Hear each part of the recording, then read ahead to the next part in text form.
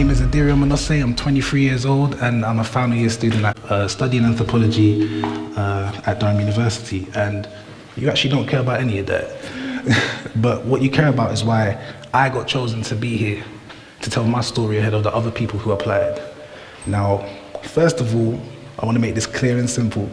It wasn't to fill a diversity quota, so it's not because I'm black. But it's because like the many people I've spoken to about my life, TEDx believe that I have a story to tell, and finally I believe I do too. See, it was 3 weeks after my 18th birthday. I'd been revising for 9 hours straight. My motto was I could work during the day, play at night. My dad told me not to go out tonight. I said, Dad, you've just seen me been revising, slaving at this kitchen table. I'm going out. He said, Ediri, don't go out. I said, I'm going. He said, Ediri. I said, Peter. I'm joking, I never said that. But nonetheless, I went out. I went to this party and it was a really good party. It was girls galore. I had no problem with it. But then I realized that that joy that I had was about to become short-lived. A physical altercation happened from a dispute. And on my way leaving the party, I get stopped by the police. And the police then arrest me for suspicion of robbery. During my questioning, they tell me, unfortunately, during the altercation, someone actually lost their life. And now this wasn't a robbery inquiry. This was now a homicide. And after staying in police custody for 2 days, I then had a bigger challenge to face: my dad. Going home was probably the one part of adulthood I didn't want to do. I remember when I got in, my dad was just waiting there for me. And when it came time to tell him where I had been, I'd done what most people do when they're scared. I lied. I lied. And I believe that that was actually an Oscar-winning performance. And I thought I got away with it because my dad told me, okay, you can go. So as I'm walking towards the door now, singing It's Over Now by Kirk Franklin, I just see my dad's hand just slam the door in front of me. I turn around, he's looking at me like this. Sit down. I knew that it was over. My dad proceeded to tell me that my cousins had actually given me up. In their defense, they tried to lie as well, but when they found out that I got arrested, they made a smart decision that it was only going to be me that had to deal with my dad. And when I saw the look on my dad's face, how hurt he was, it hit me that my deliberate acts of disobedience, it wasn't a result of me being raised wrong, because I was raised right. But it was because I wanted to ensure that I got my own way. See, I was making my mark, but I was making it the wrong way. And those that came before us, our parents, their stories are good enough to help cultivate us, raise us, and push us into where we are today. Now, a couple months later, I was in college and the vice principal called me to his office. And I was met by 3 police officers who told me I was now being rearrested for conspiracy to rob. I was charged and I was put in prison. HMP Wormwood Scrubs. Now, I wasn't in jail for long, so I'm not like all these rappers who have all these big stories about how they were in jail and they done all of that stuff, no. But just a word of advice, going to prison the week before your exams is not a smart thing to do. And best believe when I got released, I walked out of there like I was Tupac. But then when I came to college the next day, it wasn't just exam content I had to learn. I had to prepare for trial at the Old Bailey. And I was distraught. I was so overwhelmed that I failed my exams. I went from getting A's in my first year to getting 2 C's and a D. I didn't get none of my university choices. I was so upset, I was so distraught, I was so angry. And none of those feelings actually negated the fact that in a month's time I had to stand trial. But I was so hurt that I actually renounced my faith as a believer. And I'd even been up to 2 years since I'd been baptized. But the funny thing was, all the things I was running away from, all the things that I didn't want to confront, I found when I did confront them, I can now proudly say that they have now been agents for my success.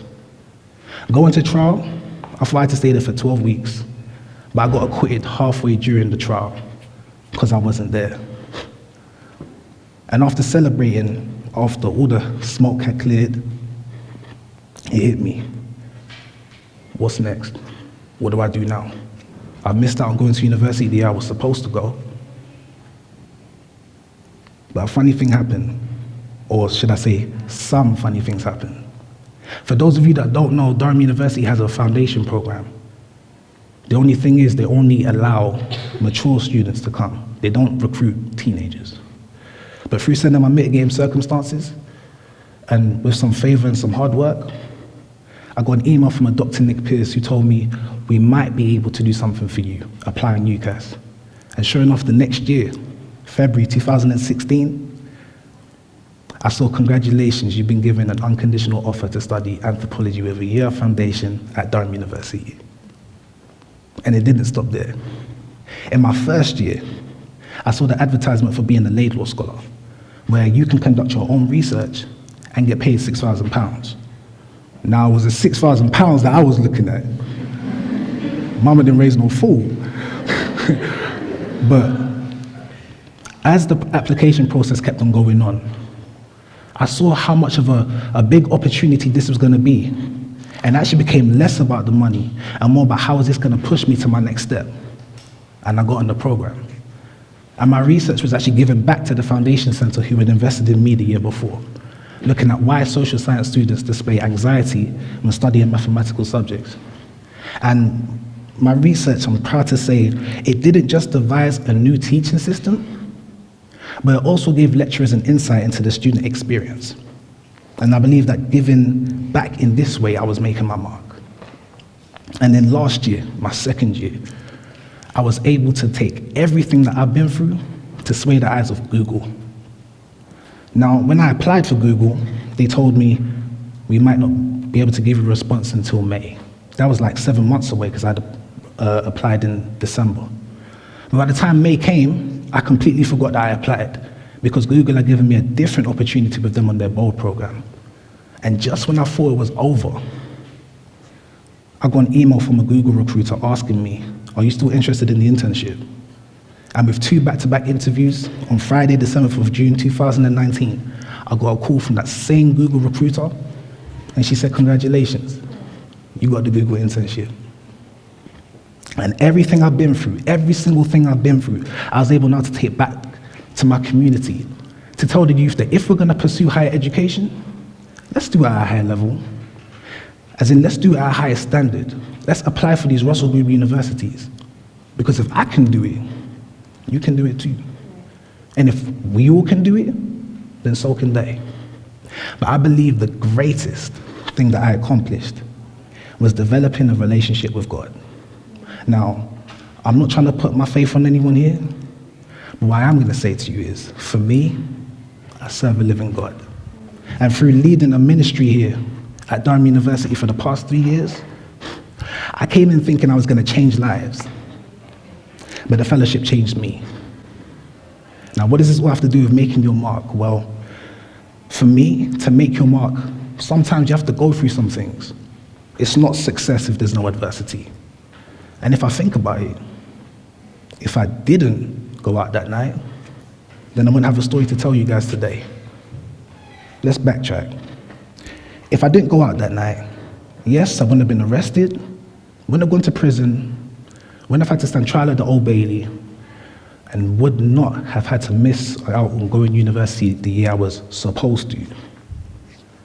At the same time, if I didn't go out that night, I wouldn't be a Durham student today.